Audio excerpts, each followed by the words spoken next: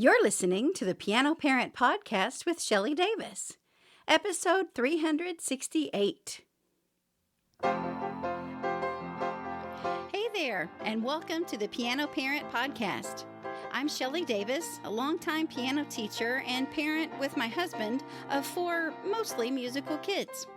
As parents, we spend so much time trying to encourage and motivate our kids. We wonder if we're doing the best things for them. We second guess our decisions, and we worry if we're going to scar them for life. While you focus on encouraging your kids, I'm here to reassure and inspire you. I'll be here every week with practice tips, inspirational teacher interviews, and musical topics to help you impress your kids with your musical knowledge. Parenting is not for the faint of heart, but it's much easier with support, and you have come to the right place. Good morning, piano parents. Thank you so much for tuning into the show today. On today's episode, I'm going to share with you 3 questions that I tend to ask almost every student at some point during their lesson. Maybe not every single lesson, but a good portion of the time that we're together, I will end up asking one or all of these questions. Thinking back to when I had my own lessons, I'm sure my teacher asked me questions about the music and different things like that. I don't remember if my teacher asked me what I thought about the music or how I felt about my performance. I remember trying to be very agreeable with my teachers. Just as a person, my personality tends to be trying to be a people pleaser, although I'm trying to grow out of that a little bit. But I like it when people like me. I like it when people are pleased with whatever work I'm doing. That was especially true when I was in school and taking piano lessons. I have shared on the show before, one of my earlier teachers, I started crying in front of her, and she did not handle it well. And that's all I'm going to say about that. Because of that, I try to be very sensitive with my students and try to give them a voice in the music that they play and how they study the music they're interested in playing. I do remember leaving my teacher's studio and to my teacher, "Oh yes, sure, I'll do that, and yes ma'am, and I'll do my best, and no, I was kind of busy this week, so I didn't practice like I should have." And getting a new assignment from the teacher on the same song that I really was kind of tired of. And I remember leaving the studio and sort of grumbling to myself, I'm having to play that same song again. Maybe I didn't like it. Maybe I thought it was too hard. Who knows what my reasoning was for not really liking that piece of music. But I never did speak up to my teacher. I didn't talk back to my teacher. I didn't speak up with my teacher. I tried to be very respectful in their presence.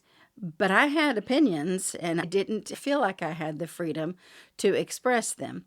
Of course, like all things, when you look back, my memory is biased to me, and to spin it into my favor. If you spoke to my teachers, they might have a different opinion of how I handled my lessons with them. But anyway, all that to set up that I try to teach my students, first of all, to be active listeners. I want them to be able to make their own decisions about their music, about their performance, and their interpretation of the music. And then I want them to know they have the freedom to tell me if they're really enjoying a piece. We can keep working on it a little bit more. There's always something else we can dig out of a piece. If they're not really connecting with it, that's not a problem either, because there are tons of pieces of music that will teach that same concept, or from that same time period, or even from that same composer. If we have a specific target, we don't have to necessarily play that piece of music. We can play other things. We can find something else that will make a better connection with the student. Now, there are sometimes when I say, I understand you don't really care for this, you're not a big fan, but give me 2 more weeks, and here's what we're going to accomplish. Here's our goal for these next 2 weeks. And once that's done, I give them a finish line. and then I promise we'll move on. If I feel like they really will get some value out of working on some piece of music, then I'll explain that to them. And I'll acknowledge, I understand this is not your cup of tea. Give me 2 more weeks, and this is what we're going to do this week. This is what we'll do the next week, and we'll call it done. The 3 questions that I tend to ask my students. So just a basic procedure of when a student comes to my home for a lesson, we'll get all of their books out. I still do a handwritten assignment. Either I write it in a piano planner for them, a practice planner, one that I design for my studio. When they come into my home for a lesson, first we get all of their materials out of their bag. It's kind of fun. Some kids will just get one book out and leave everything else in their bag and throw that on the floor. And no, we need to get everything. Let's just get what we need, and then we can start the lesson. So I'm trying to train them. Let's get out all of our materials. That way they're easily accessible. One of the materials that I want them to get is their practice planner. And I design those for my students. I design a new practice planner for my studio every year. I still like writing out notes for kindergarten through 5th grade. I'll write their notes in their practice planner. But once they reach 6th grade, they're starting to take notes at school, and so I can help them practice taking notes in their lesson. And so I might say, write that down, and write down what is your goal of what you're going to do. And so they're taking a little more ownership in the assignment notation, making notes from their assignment. But I'll look at the practice planner, and sometimes the previous week I will have written a note in the previous week's assignment. We need to start with whatever piece this week. Maybe we ran out of time, we didn't get to it last week, or there is some goal, some reason that I wanted to start with that one. If I don't have any kind of note that says, begin with this piece or this theory homework, then I'll ask the student, what would you like to start with this week? Is there a piece that you either really, really liked and so you want to start with that one? Or is there something that you had some trouble with and maybe you have some questions and we can work on that together? That's just one of the questions that I do ask them. I let them decide, what are we going to start with? Oftentimes, they don't have, I don't care, well, it doesn't matter to me. Well, okay, I'll pick something, but I'll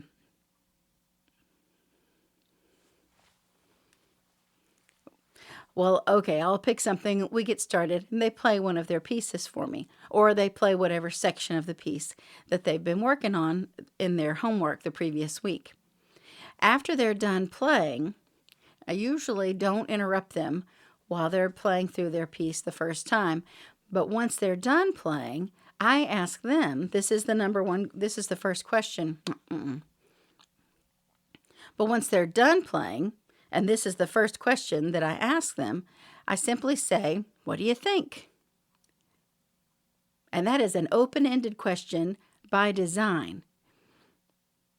I want to know, what do you think about your performance? Did you pay attention to all of the details in the music?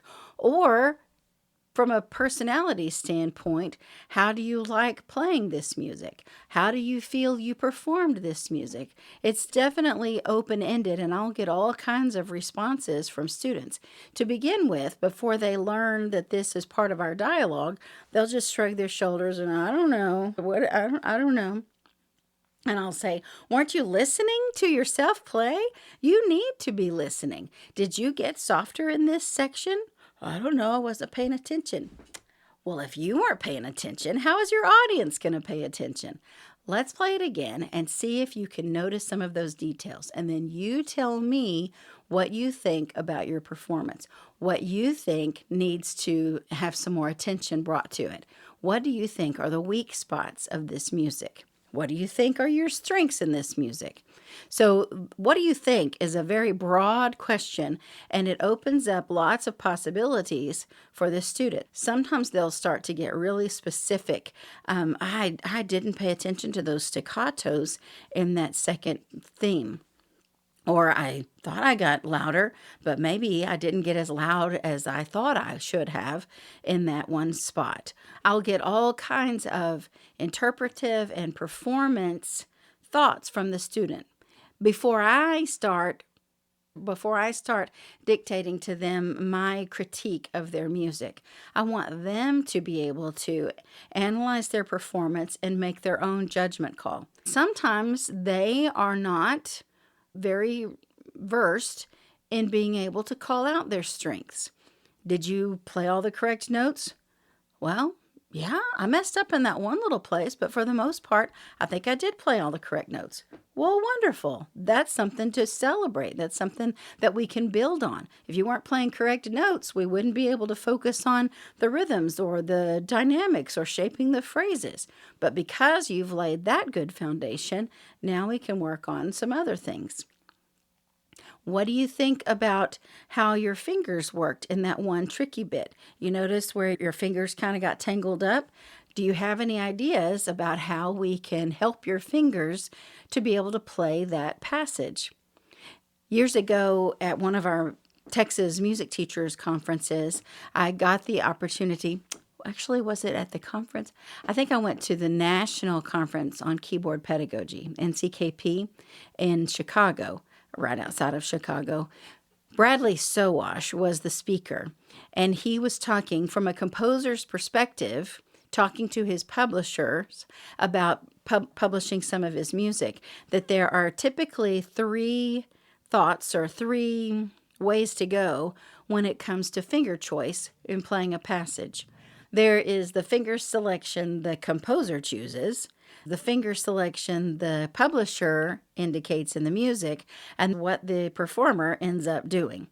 I tell my students, these are some finger suggestions. If we have finger numbers in the music, let's try their suggestion, and if it works for you, great, we'll be consistent with that. But if you have a better idea, you have a brain, you have fingers, you know what works best for you. I'll guide them toward a finger strategy that works better for them in that passage. And then we'll make notes about what that is so that they can be consistent with their practice. There's lots of other things we could talk about as far as asking the question, what do you think? But talking about finger strategies and writing in different notes, that comes to my second question. I will ask a student, what can we do to help you with your practice this next week? Do you think it would be a good idea to highlight or circle or draw a sharp sign next to that first F sharp in your music? You missed it, and I think your ear is starting to recognize the F natural sound. That's not the sound we're going for. So somehow we need to call attention to that. Maybe the key signature should call attention to that, but if it's a student who is new to the concept of noticing a key signature, then maybe they need a little help. My idea of help could be completely different from their idea of help. So I might offer a suggestion. Do you think that will help you? Yes, I think that will help a lot. If they wanted to write a sharp sign or draw a circle around every F sharp in the piece of music, no, that defeats the purpose of having a key signature. So I want to help you by giving you one hint, but then beyond that, you need to be musically mature. You need to start preparing your ears and preparing your fingers for making this adjustment based on the key signature. Sometimes if, like we were talking about fingers before, or let's practice this finger strategy. Maybe it's just with the right hand, a busy 8th note passage with their right hand. And so maybe this week's focus should just be those few measures. So maybe we could put a sticky note at the beginning of this passage, start here, another sticky note at the end of this passage, stop here, and just focus on those few measures. Those sticky notes will be a good reminder of, oh yeah, I don't have to start at the beginning of this piece this week because I'm just focusing on this one particular spot. I love calling out and showing, especially elementary, new students, different patterns in music. I'm thinking specifically of the dance band in the Piano Adventures primer book. the little purple book, and there are 4 phrases in that song, but 3 of them are the same exact notes, same exact rhythm. And so do you think, I'll ask my student, do you think it would help if we color coded those patterns? Maybe choose 2 colors. And what's your favorite color? Because we're going to use that a lot. We'll use that to draw a phrase mark. I tell them we're going to draw a rainbow over these notes. But I'm helping them to start recognizing phrases. And we'll draw a phrase mark, a rainbow over this group. And do you see how this next couple of measures is exactly the same as the first one? So let's draw another rainbow over that. Now let's look at the next group. No, those notes aren't the same. So let's get your other color. We'll draw a rainbow over those. And then for the last phrase, which color do you think? Should we use the first color or the second color that you chose, and give them the opportunity to analyze the music? And when they realize, oh, these are exactly the same as the beginning. And then they have those cues at home when they practice, hopefully, those colored markings, and them having drawn those rainbows, those phrase markings, hopefully that will give them a spark of, oh yeah, this part's the same as that part. Maybe if they decide to memorize it, which is kind of leading me to my next question, but when they choose to, after they've mastered it, what are they going to do with it next? If they choose to master it, well, this looked like it was a really long song. It had 8 whole measures, but really, there's only 2 different parts. So if you can remember the pattern of the 2 different parts, and if you can remember those 2 parts, this will be an easy one for you to memorize. The last question, hold on. How are we? Okay.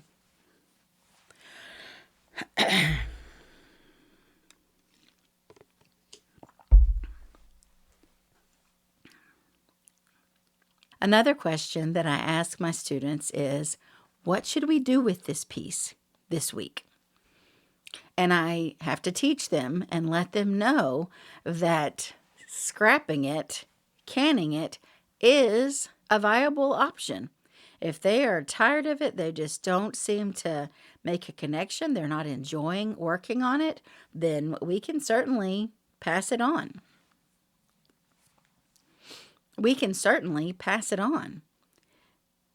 Sometimes I may say, okay, I recognize that you're not a big fan of this piece, but if you can do this particular thing, if you can notice the ritardando at the very end, then that's the goal of this piece. If you'll focus on that this week, then next week we'll be done with it.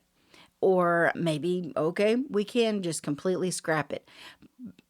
I like to give my students stickers to show that they've finished the piece. And I'll tell them, okay, we're going to pass it. We can't put a sticker on this one because this one, this piece won. We didn't conquer this one. It sort of, well, it didn't beat us, but we didn't conquer it. So we're not going to put a sticker on it, but if you don't want to work on it anymore, we can move on. That's one of the things that I really love about the Piano Adventures books is that they're divided into units. Each unit teaches a specific concept, a couple of concepts, and within each unit, for the most part, there are 2, 3, maybe even 4 different pieces of music that you can study to learn that concept. And so sometimes some of the units, we just really love all of the songs. We'll play every song in the unit. Awesome. That's great. Sometimes there may be one song that we really like, but then the other one, I'm not a fan of that one. Fine. You've still learned the concept with this first piece, so let's enjoy that, and then we can move on and start the next unit. We don't have to play everything in the book. It surprises me sometimes when I ask a student, what should we do with this piece this week? I'm thinking they're tired of it. They're not going to be motivated to practice. They're not connecting with it. They're going to say they want to move on. But sometimes they surprise me and they say, I think if I give it one more week, I think I can do better with the dynamics. I can do better with that tricky rhythm right there. I'd like one more shot at it. Fantastic. I'm all about that. You bet. Let's do it. And let's make some notes so that when you go home to practice, since I don't get to go home with you, let's take some notes and put them in your music so that when you sit down to practice, that will spark your memory of, oh, yeah, this is the thing I'm going to do with this piece this week. I love sticky notes. We'll write things in their practice planner, but then I know that sometimes, especially those kids that just take out one book and leave everything else in their bag and throw it on the floor, I can put sticky notes in their music. They'll come more likely to read the sticky notes than they would to pull out their practice planner and actually find the page that we're supposed to be on. Sticky notes also, I'll turn the sticky part, I'll turn it upside down so that it's like a flag, like a bookmark. Sometimes they'll come at me and say, well, this song didn't have a sticky note on it, so I didn't know I was supposed to practice it. And I can show them, in your practice planner, it also says, work on this piece of music. Oh, well, I didn't look at that. I know, you're not my first rodeo. I've been around the block a time or two. You can trust the sticky notes, but also trust your planner, and then maybe try to remember what we talked about from time to time. If a student just is not connecting with a piece of music and we want to pass it, maybe we'll put a sticker on it because they made a good effort with it. But also, I'll remind them, if we were working on this piece of music for a spring recital, for a piano festival, or some other type of performance, you recognize that there are still some details that we could pull out of this music. There's still some things that we could polish up. And most of the time, yes, I agree. But we're not working on it for a recital. We're not having to polish it and perfect it or make it performance ready. So I'm ready to call it done. Okay, no problem at all. If your mama looks at your music and says, how come you're way over here, but you can't even play that piece of music? You need to be able to explain to them, we just opted out of that piece.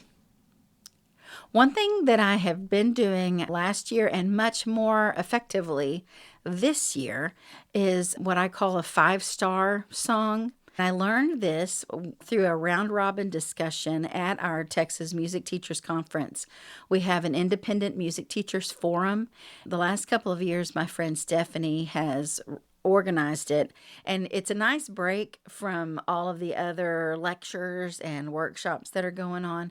If you just want a little break, then this round table session is so good. You can bring in a lunch and have a little snack while you're just sharing with other teachers. And Stephanie has some conversation starters and questions that she'll pose to the group. And then we just go around the table, or last year there were 3 or 4 tables, and we would go around and just talk about how we deal with whatever that situation is in our studio. Last year, one of the teachers, I think it was Kathy Leisinger. So, Kathy, if you're listening to this, thank you. I loved your suggestion. She says that she does 5-star songs with her students. And it's those little foil stickers that come in green and blue and red, silver and gold.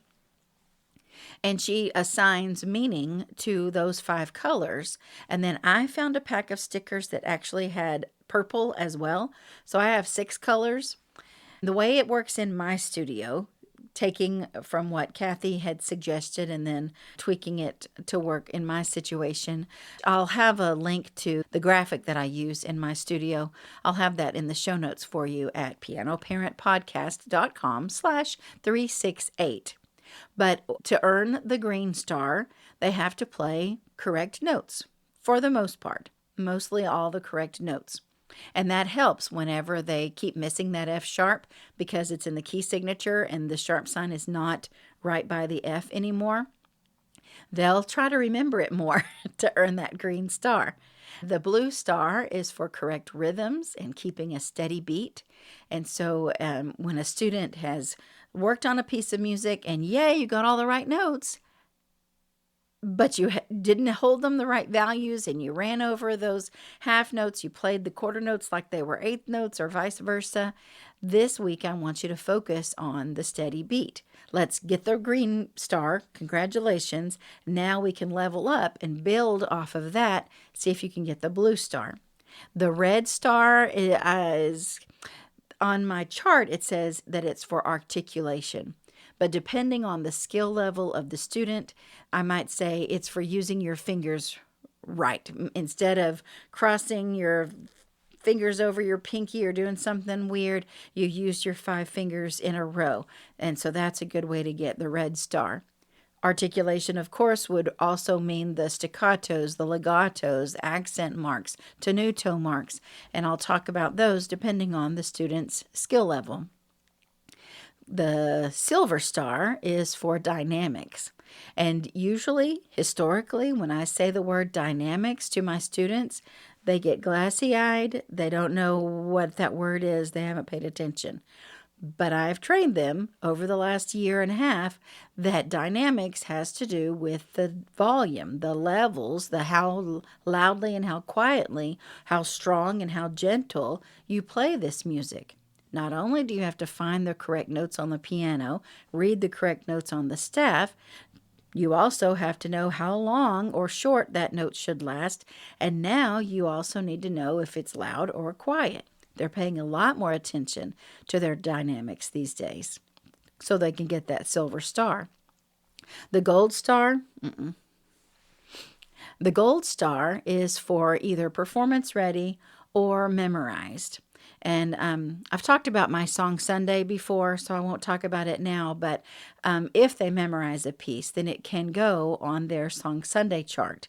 But they don't have to memorize a piece in order to get the gold star. They could just polish it up and make it performance ready. And then that takes care of all 5 of the stars.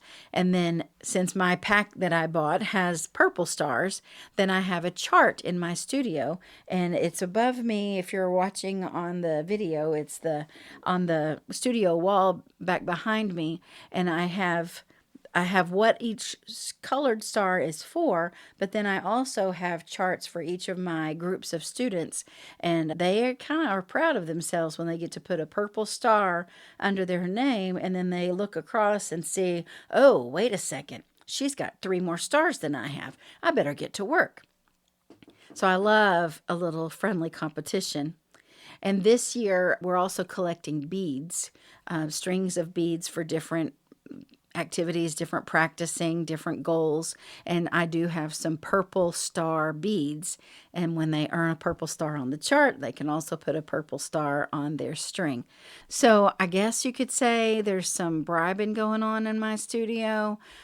I prefer to think of it as an incentive, external motivation. But the point is that I'm often surprised whenever a student says, I think I want to get all 5 stars. I felt like, they're going to be tired of this piece. They're not going to want to put in the work. But when we break it down into those 5 stages or 5 focuses, 5 areas on which to focus, it feels more manageable to them. And they like the idea of leveling up and giving it another try. So I asked the students, what do you think? And that opens up lots of conversations about their own performance, their own opinion about the music, and things that they might be able to do to improve. I want them to take an active role in guiding their home practice. So I'll ask them, how can we mark this music? What note should we write that will help you when you go home to practice? And then finally, I'll ask them, what should we do with this piece? And if they say, I don't ever want to play this piece again, we should tear it into tiny little bits and stomp it on the ground. Okay, I'll talk about that with you. I don't think you actually should, but I'll recognize your passionate feelings about that. But then sometimes they surprise me. I think if I give a little more focus to whatever this concept, studying the dynamics or whatever, I think I'll be able to play it better next week. And I say, and won't you feel so proud of yourself after you put in that extra work and the outcome, the result of your extra effort? That's going to feel really good. So I wonder, what kind of questions do you ask? Do you ask your piano kid questions when they're at home practicing? Or is it just a one-sided conversation? If your piano kid is struggling, not practicing, then you could ask them, what is it about this piece? And try not to do guided questions. Try to be a little more open with your questions. Make them a little more open to interpretation, and the answers from your piano kids may surprise you. And if you can communicate that with your piano teacher, they will be a good ally for you and your piano kid to either figure out a strategy to conquer this piece or find another piece of music that gives you the same experience, the same concept, the same skill, but maybe will make a better connection with your piano kid. So thank you so much for listening. I mentioned earlier that I design my own practice planners for my students. I have a couple of those on Amazon. If you're interested in them, I'll post a link in the show notes. This year is 2025, and 300 years ago in 1725, Johann Sebastian Bach gave his wife, Anna Magdalena, a special notebook. And so I designed the cover of this planner to commemorate the 300th anniversary of that notebook. And it sort of looks similar to the green notebook with the gold on the front, 1725. So anyway, I'll link that in the show notes for you if that's something you might be interested in. Also, speaking of external motivation, on November 1st, our annual Pianovember Practice Challenge starts. And it's a free challenge for any student interested in some external motivation. You can download a free practice tracker, a free calendar that you can use to track your practice tallies. You log them into pianovember.com and you can see the leaderboard and see the practice tallies start adding up. That's a fun free challenge that happens in November, and you can find out more about that at the show notes for this episode or at pianovember.com. Thank you so much for tuning in, and I will see you next time.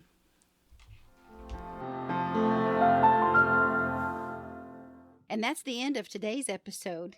Thank you so much for hanging around all the way to the end. If you haven't done so already, this would be a great time for you to hit the subscribe button. If you're listening through Spotify or Apple Podcasts or whatever your favorite podcast player is, hit subscribe so you will be the first to receive next week's episode. I would love to connect with you. You can find me on Facebook and Instagram at Piano Parent Podcast, and you could just email me, Shelly at pianoparentpodcast.com.